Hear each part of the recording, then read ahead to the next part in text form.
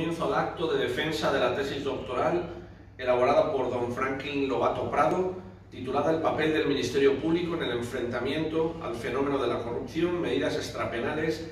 de acuerdo con el ordenamiento jurídico brasileño, que ha sido dirigida por el profesor Fernando Andrade Fernández. Mi nombre es Nicolás Rodríguez, soy catedrático de Derecho Procesal y voy a presidir este tribunal. Me acompaña, y lo verán en la pantalla, la profesora Lorena Vega Dueñas, que es profesora de Derecho Procesal de la Pontificia Universidad Javeriana de Bogotá, y a mi derecha está el profesor Giorgio Cerina, que es doctor por esta Universidad de Salamanca y que actualmente forma parte del equipo de gobierno de La Rioja, una de las autonomías de España. Por si alguno de ustedes no sabe cuál es un poco el ritual y el contenido de un acto público de esta naturaleza, en primer lugar daré la palabra al doctorando para que en un tiempo en torno a los 30 minutos nos exponga cuál ha sido el objeto de su investigación, cómo lo ha desarrollado y cuáles son las principales conclusiones que ha extraído. A continuación intervendrán por el orden que yo antes les he señalado, el orden inverso. En primer lugar el doctor Cerina, en segundo lugar la doctora Vega y en tercer lugar intervendré yo mismo para que le efectuemos observaciones, comentarios, sugerencias con relación a su trabajo de investigación. Y luego de manera conjunta, es decir, no a la luz de las intervenciones de cada uno de los miembros del tribunal, sino de manera conjunta, a la finalización le volveremos a dar la palabra para que usted pueda responder a todas esas preguntas, sugerencias, comentarios que le hemos efectuado. Y antes de que les pida que se retiren para que el tribunal delibere acerca de la calificación de la tesis doctoral, daré la palabra por si algún doctor en la sala quiere intervenir, quiere efectuar algún comentario, y a la finalización de esa eventual intervención, pues el tribunal deliberaría, nos tendríamos que quedar solos en la sala, y cuando terminara toda la deliberación y toda la cumplimentación de la documentación, que es un trabajo, podemos decir, un trabajo pesado que lleva pues un poquito de tiempo, volveríamos a convocar audiencia pública y efectuaríamos el pronunciamiento final acerca de la calificación de la tesis doctoral. Sin más preámbulo, doy la palabra al doctorando, al señor Franklin Lobato Prado, para que, insisto, en un tiempo en torno a los 30 minutos nos exponga cuál ha sido, insisto, el objeto, la metodología, el contenido y el desarrollo de su tesis doctoral. Cuando quiera, son las 3:34 minutos, cuando quiera tiene la palabra. Buenas tardes. Me gustaría de presentar mi tesis sobre el papel del Ministerio Público en el enfrentamiento del fenómeno de la corrupción, medidas extrapenales de acuerdo con el ordenamiento jurídico brasileño. En la introducción de la tesis establecemos el objetivo de la investigación, que es el análisis de la actuación del Ministerio Público en el enfrentamiento de la corrupción. Para ello, aunque involucra dos ámbitos, la corrupción por un lado y el Ministerio Público por otro, estos no deben ser considerados como objetos individuales de la investigación, sino interconectados en la línea del tema central. Específicamente, podríamos decir que el objeto consiste en analizar los medios a disposición del Ministerio Público para actuar frente a la corrupción. La estructura del texto es muy sencilla. Primero, exponemos la corrupción como un problema mediante el análisis de las características criminológicas del delito, incluyendo factores, alcances y consecuencias. En este mismo contexto, analizamos que, al igual que los demás factores que caracterizan este delito, la impunidad puede tener un gran peso, pues impulsa las prácticas delictivas. Sin embargo, hay que aclarar la razón de otorgar a la impunidad este peso significativo en cuanto a la corrupción considerándola un factor inherente a todos y cada uno de los delitos. En este caso, la especificación se debe a las características propias del delito de corrupción,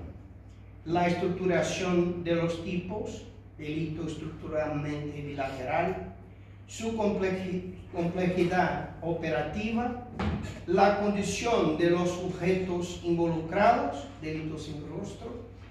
o el carácter difuso de la corrupción, delito sin víctima,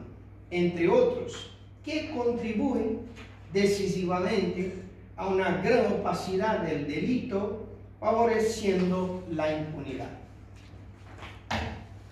Este enfoque sobre la impunidad está directamente vinculada al núcleo de la investigación, pues apunta a responder la pregunta: ¿por qué debemos preocuparnos de la actuación del Ministerio Público cuando se enfrenta a la corrupción? La respuesta es, entre otros factores, la elevada impunidad que siempre existió en estos delitos. En estos casos, ¿no es más lógico que se busquen alternativas y el perfeccionamiento de las medidas ya existentes para la intervención del Ministerio Público en el enfrentamiento de la corrupción? Por supuesto que sí. Y esto proporciona el hilo conductor para todo el enfoque posterior. Es decir, todo el análisis posterior debería confluir en el sentido de demostrar cuáles son estas alternativas o los perfeccionamientos del Ministerio Público en Brasil y en España.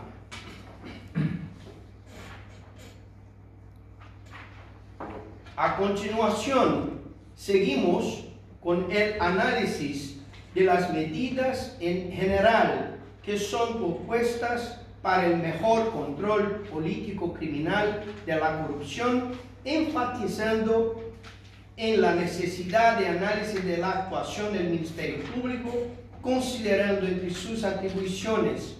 el esclarecimiento y la persecución de delitos, y siendo pues una cuestión esencial para combatir la impunidad en los delitos de corrupción. En tercer lugar, analizamos las medidas disponibles, las alternativas de perfeccionamiento para la actuación del Ministerio Público en la lucha contra la corrupción. En el título primero, el problema de la corrupción, hablamos sobre conceptos generales de la corrupción, sus definiciones, delimitaciones, concepto jurídico, económico, politólogo, sociológico y ético de corrupción, el concepto estricto de corrupción, el concepto amplio de corrupción, la corrupción política, las finalidades y las consecuencias de la corrupción política, la corrupción administrativa, la corrupción privada, la corrupción y sus formas, la corrupción activa en la transacción comercial internacional y la corrupción en las diferentes formas de gobierno, para delimitar el tema. En el capítulo segundo, la necesidad de una lucha global contra la corrupción, nos enfocamos en la preocupación internacional contra la corrupción, la repercusión mundial de la corrupción, los avances legislativos de combate a la corrupción en Brasil, las convenciones internacionales de corrupción y las principales instituciones de lucha contra la corrupción en Brasil: el Ministerio de Transparencia, la Policía Federal, la Corte de Cuentas, el Poder Judicial, el Consejo de Actividades Financieras y principalmente el Ministerio Público. En el capítulo 3, el problema de la impunidad de la corrupción, tratamos la impunidad del crimen de corrupción. Tras una breve introducción, escribimos sobre los desafíos para evitar la corrupción internacional, la impunidad del crimen de corrupción, la tipicidad, objetividad jurídica, los sujetos del delito, los elementos del tipo, la consumación del delito y el intento del mismo, para probar que es muy difícil conseguir pruebas para combatir la corrupción. Y claro, la corrupción pasiva calificada, el concurso de crímenes, la corrupción pasiva privilegiada y las distinciones entre los crímenes y la acción penal promocionada por el Ministerio Público para combatir la corrupción. En el título 2, el Ministerio Público, hablamos sobre el Ministerio Público en la Carta Magna de 1988, los principios institucionales del Ministerio Público, que son muy importantes para mantener su lucha contra la corrupción, el principio de unidad, indivisibilidad, independencia funcional y otros principios rectores del Ministerio Público en la lucha contra la corrupción. Las garantías institucionales, las prohibiciones, los impedimentos y la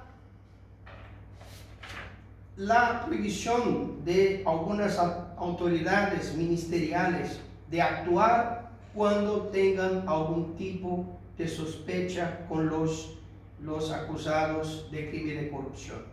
Las sanciones disciplinarias y las funciones institucionales del Ministerio Público. En el capítulo 2,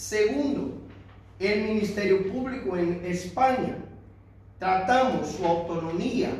la distribución territorial, el modelo tradicional y su evolución para un modelo de fiscalía especial, la especialización vertical, el Ministerio Público Anticorrupción de España,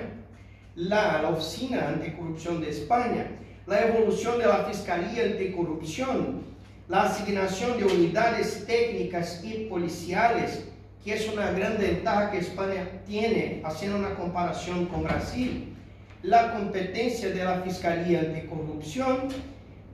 y otros aspectos de esta Fiscalía y algunos aspectos procedimentales. En el título 3, la actuación del Ministerio Público en el control de la corrupción, empezamos a mostrar los mecanismos que nosotros tenemos en Brasil para combatir la corrupción. En el capítulo 1, las nociones generales sobre el control de la corrupción, hacemos una breve introducción sobre el poder investigatorio del Ministerio Público, la función de combate a la corrupción, los medios de investigación que nosotros tenemos allí, la capacidad de solicitud que nosotros tenemos para conseguir apoyo operacional, la solicitud de materiales protegidos por el secreto de datos bancario, las correspondencias, el procedimiento para la interceptación de comunicaciones telemáticas, la solicitud de documentos, información de auditorías, pruebas periciales, la solicitud de inicio de procedimiento administrativo,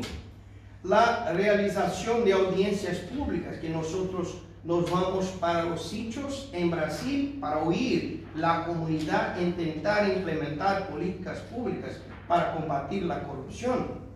la expedición de la notificación, la realización de la inspección y la búsqueda y aprehensión.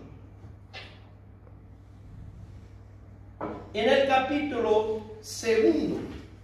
las medidas extrapenales, ya delimitando el tema de la tesis doctoral,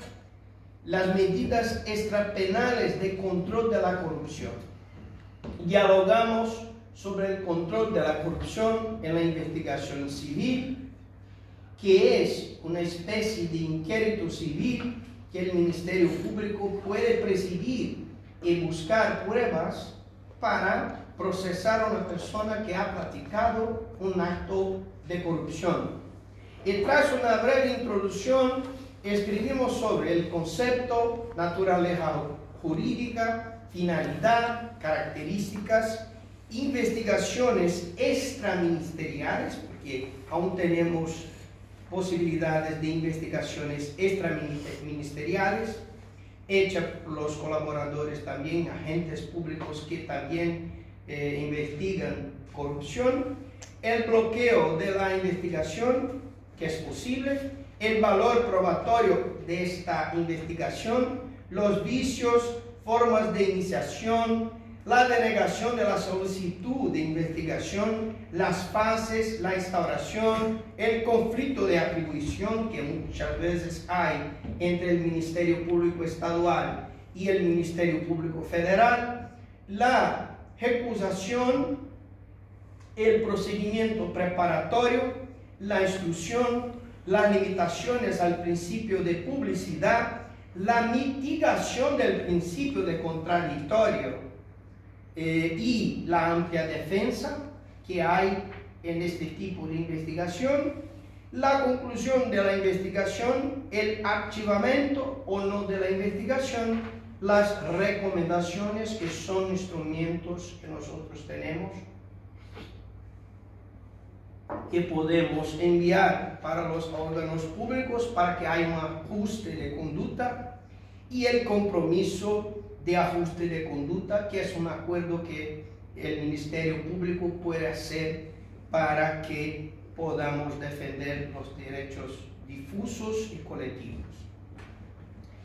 En la sesión segunda, el control de la corrupción por medio de la acción civil pública, hablamos sobre uno de los más importantes instrumentos que el Ministerio Público de Brasil tiene para combatir la corrupción, que es la acción civil pública. Abordamos el concepto de acción civil pública, su naturaleza jurídica, finalidad, características, objeto, intereses tutelados, legitimidad extraordinaria, legitimidad del Ministerio Público, el litisconsorcio, que es una posibilidad del Ministerio Público hacer un litisconsorcio con el Ministerio Público Federal para que juntos puedan investigar actos de corrupción. Incluso ha pasado esto en Lava Jato. El foro competente, la acción popular y la acción civil pública, haciendo una comparación, porque ese tipo de acción popular, no es de legitimidad de nosotros. Apenas el Ministerio Público actúa como una especie de custos legis en este tipo de acción. La tutela cautelar y anticipada, la acción civil pública por acto de improbidad administrativa. Y ahora sí, en esta sesión tercera, el control de la corrupción por medio de las acciones de improbidad administrativa, escribimos sobre seguramente el más específico medio que nosotros tenemos para combatir la corrupción en Brasil, que es la acción de improbidad. Escribimos sobre su concepto, su naturaleza jurídica, que es civil y política en Brasil, los sujetos de la ley de improbidad administrativa, el procedimiento administrativo investigatorio, cómo hacemos la clasificación de los actos de improbidad y los tipos, el enriquecimiento ilícito, el daño al erario y la concesión, aplicación indebida de beneficios financieros o tributarios, la violación de los principios de la administración pública, que en Brasil una violación de principios de administración pública equivale a un acto de improbidad administrativa. Y claro, es que en este punto sería obligatorio hablar de las sanciones. Número uno, la pérdida de bienes, el resarcimiento del daño, que es imprescriptible, la pérdida de la función pública, la suspensión de los derechos políticos, porque una acción de improbidad en Brasil genera la pérdida de los derechos políticos. Multa civil, que no es una multa penal, es una multa civil. Prohibición de contratar y recibir beneficios o incentivos para las empresas que están involucradas en actos de improbidad. Otros puntos relevantes de esta tesis son la prerrogativa de función, que vosotros llamáis aquí en España de forado, algo así, que es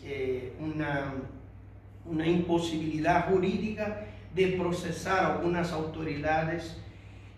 Aún tenemos en Brasil también, o sea, que llamamos prerrogativa de función. La declaración de bienes, hay hoy una necesidad de imponer esta declaración que ya la tenemos, pero tenemos que desarrollar. La posibilidad de transacción en esta acción de improbidad, que aún es cuestionable. Los efectos de la no comparecencia del acusado, los cambios legislativos y la prescripción, que es uno de los más graves problemas que nosotros tenemos para combatir la corrupción, porque es que tenemos el Ministerio Público, lo tiene solamente 5 años para investigar y combatir este tipo de corrupción. En la sesión en la cuarta sesión, el control de la corrupción en la ley anticorrupción, hablamos sobre la responsabilidad objetiva, los actos lesivos al patrimonio público, la responsabilidad civil y administrativa, el proceso administrativo de responsabilidad, el programa de compliance, el acuerdo de lenidad, la fiscalización de los acuerdos de lenidad por los órganos legitimados y el Cadastro Nacional de Empresas Unidas, CNEP.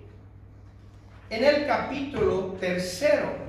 las medidas generales para la actuación del Ministerio Público en el control de la corrupción en Brasil y en España, tratamos la criminalización del enriquecimiento ilícito de agentes públicos, que aún nosotros no tenemos, pero hay un proyecto que está tramitando. El aumento de las penas en el crimen hediondo para corrupción de grandes cantidades, que aún no tenemos también. La penalización del enriquecimiento ilícito de agentes públicos, el aumento de la eficacia de la justicia y de los recursos en el proceso penal, que nosotros defendemos que los recursos no tengan efectos suspensivos demasiadamente, y también que cuando una sentencia de primer grado sea confirmada por el segundo grado, podamos hacer la ejecución de la pena. Hablamos de la celeridad en las acciones de improbidad administrativa, la reforma en el sistema de prescripción penal para que el Ministerio Público pueda tener más tiempo para investigar y procesar los actos de corrupción, la responsabilidad de los partidos políticos, la criminalización de la caja B, la detención preventiva para evitar la disipación del dinero desviado y la recuperación de activos. En la sesión segunda, las alternativas en España, escribimos resumidamente sobre prevención de la corrupción política institucional, prevención de la corrupción en las administraciones públicas, sanción y represión contra la corrupción, transparencia y control social contra la corrupción. Bueno, nuestras conclusiones finales. El control de la corrupción debería ser alterado en su orden primario, colocando primero a la sociedad civil, utilizando la petición al órgano ministerial y demás órganos para denuncias sobre la existencia de actividades fraudulentas o perjudiciales para los intereses públicos. En segundo lugar, se propone la acción penal, la acción civil, la acción de improbidad administrativa como fundamento en la investigación civil realizada por el Ministerio Público como medios universales de investigación y represión de actividades ilícitas. La misión contemporánea del Ministerio Público debe ser garantizar la legalidad, la eficacia y disciplina del ordenamiento jurídico, pues su objetivo original es salvaguardar la integridad de los recursos públicos. Además, debe involucrarse en la defensa del ordenamiento jurídico, del régimen democrático y de los intereses sociales individuales indisponibles. Ocasionalmente, los modelos de averiguación de algunos sectores públicos y privados reducen la validez de la fiscalización realizada por los miembros del Ministerio Público en las acciones de control de los actos administrativos. Las acciones se limitan al análisis de pruebas documentales, así que no hay verificación de la realidad extracontable, lo que impide el descubrimiento de hechos ocultos a través de testimonio de testigos o pruebas presenciales o incluso solicitud de información a terceros que mantengan relaciones económicas con la administración pública investigada. La programación y ejecución de los controles preventivos tienden a evitar estas acciones de naturaleza investigativa, por lo que se puede afirmar que en estos momentos la única manifestación de la función de inspección son los llamados procedimientos administrativos investigatorios, aunque dada su naturaleza meramente auxiliar y reactiva, solo son emitidos cuando en el ejercicio de algún control se encuentran indicios de responsabilidad penal, civil o administrativa de un acto de corrupción. En el trabajo del Ministerio Público debe ser desarrollado en el sentido de, número 1,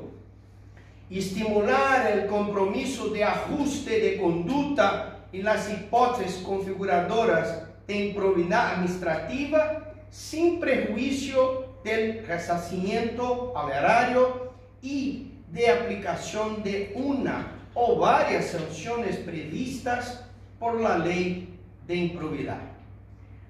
Número 2, incentivar delaciones premiadas que contengan la identificación de coautores de los crímenes que revelen la estructura jerárquica y división de tareas en la organización delictiva y que prevengan infracciones penales derivadas de las actividades de la organización. La modernización del Ministerio Público, promocionada después de la promulgación de la Constitución de 88, ha conferido a la institución del Ministerio Público de Brasil parámetros de independencia, funcionalidad propios de las instituciones superiores de investigación del ambiente democrático. Y para terminar, el Ministerio Público debe tener como objetivo prioritario el control de las cuentas públicas y para su libre y pleno funcionamiento, además de la autonomía administrativa,